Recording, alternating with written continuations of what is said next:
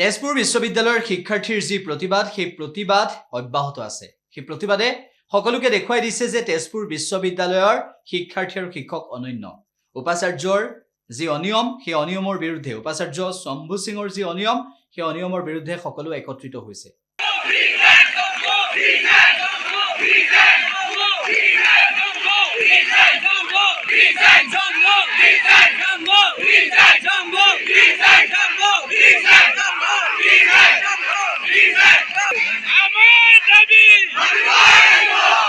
এই শম্ভু সিঙক কি কৰিব? এই শম্ভু সিঙৰ ক্ষেত্ৰত ব্যৱস্থা কেতিয়া গ্ৰহণ কৰিব? সকলোৰে দাবী তেজপুৰ বিশ্ববিদ্যালয়ক ৰাজনীতিৰ কৰাল গ্ৰাসত বন্দী নকৰাব, সেয়া সকলোৱে আহ্বান জনাইছে।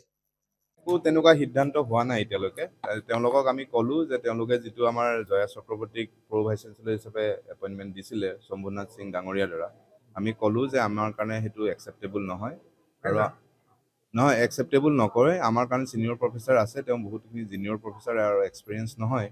গতিকে আমি তেওঁলোকক অনুৰোধ কৰিলোঁ যে আমাৰ যিটো ষ্টেটুট মতে আমাৰ ছিনিয়ৰ মষ্ট প্ৰফেচাৰজনক দিব লাগে, সেইমতে আমি তেওঁলোকক সেইটো অনুৰোধ জনালোঁ আৰু তেওঁলোকে আমাৰ অনুৰোধটো মানিছে। কিন্তু তেওঁলোকে এতিয়াই ডিচিশ্যন দিব নোৱাৰে। গতিকে সেইখিনি কথা তেওঁলোকে দিল্লীলৈকে লৈ যাব, লৈ গৈ আকৌ এবাৰ আলোচনাত বহি হয়তো আকৌ অহা সপ্তাহৰ ভিতৰত তেওঁলোকে কিবা এটা ডিচিশ্যন আমাক দিব। ইনকুৱাৰী তেওঁলোকে ৰিপৰ্টটো ছাবমিট কৰিব, কাৰণ যিহেতু পাৰ্লিয়ামেণ্ট ছেশ্যন বহি আছে। গতিকে এইকেইদিনৰ ভিতৰত এটা ইনকুৱাৰীৰ কাৰণে যিহেতু তেওঁলোকে নিজে বহাব নোৱাৰে, গতিকে ইনকুৱাৰীটোৰ যিহেতু তেওঁ ভিজিটৰ্ছ এপইণ্টি হয়, গতিকে ইনকুৱাৰীৰ কাৰণে তেওঁলোকে ডকুমেণ্টখিনি ভিজিটৰ অফিচত দিব আৰু সোনকালে তেওঁলোকে এটা ভিজিটৰ ইনকুৱাৰী বহাব বুলি কৈছে।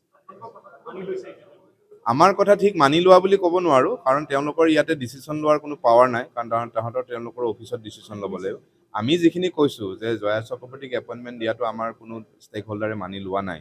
গতিকে সেই অনুৰোধটো তেওঁলোকে ৰাখিছে যে আপোনালোকৰ কথাখিনি আমি শুনিলোঁ, গতিকে আমি যিহেতু ইয়াতে ডিচিশ্যনটো দিব নোৱাৰোঁ, গতিকে আমি এইখিনি ফৰৱাৰ্ড কৰি দিল্লীলৈকে লৈ যাম আৰু তাতে আকৌ এবাৰ মিটিঙত বহি তাৰপিছত আমাক জনাব তেওঁলোকে। এটা এনকুৱাৰী তেওঁলোকে ডেফিনেটলি হ'ব। ভিজিটৰিয়েল এনকুৱাৰী কথা কৈছে। ভিজিটৰিয়েল এনকুৱাৰী এইটো সঁচাকৈয়ে এইটো এটা ডাঙৰ এনকুৱাৰী। যদি এইটো সঁচাকৈ হয়, আই উইল বি হেপী। আৰু বাকী তেখেতসকলে তেওঁলোকৰ নিজৰ যিটো ডিচিশ্যন যে তেনেকৈ যিটো বৰ্ড পাতি পেলাই জয়া চক্ৰৱৰ্তীক দিছে, সেইটো তেওঁলোকে ইনচিষ্ট কৰিছে।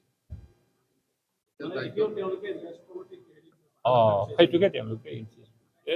গতিকে এটা মোৰ লগত কথা হ'ব, এটা মই কথা পাতিম, কিন্তু আমাৰ চেঞ্চটো বুজিছে, চেঞ্চটো লৈ তেওঁ যাম বুলি কৈছে, ডিছকাছ কৰিব। তেওঁ কৈছে যে সেইটো আমি গভৰ্ণৰৰ লগত ডিছকাশ্যন আছে, অনাৰেবল গভৰ্ণৰৰ লগত ডিছকাশ্যন আছে, তাৰপিছত মিনিষ্টাৰৰ লগত ডিছকাশ্যন আছে। ইয়াত মানে সকলোৱে কৈছেতো কথাটো, মইতো মোৰ নিজৰ কথা ক'ব নোৱাৰোঁ, এইটো এজ পাৰ ষ্টেটিউট আহিছে, কিন্তু সেইটো তেওঁলোকে আলোচনা কৰিব বুলি কৈছে।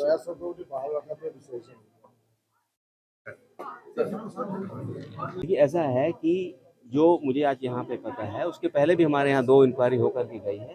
उसके बेसिस पे आगे की जो भी प्रक्रिया है वो सेंट्रल गवर्नमेंट करेगी। नहीं लग रहा, हम लोग we are in touch with not only the university, we are in touch with everybody who has interest in the betterment of the university. We are consulting. Whatever decision we take, I am sure it will be in the interest of the student. It is zero.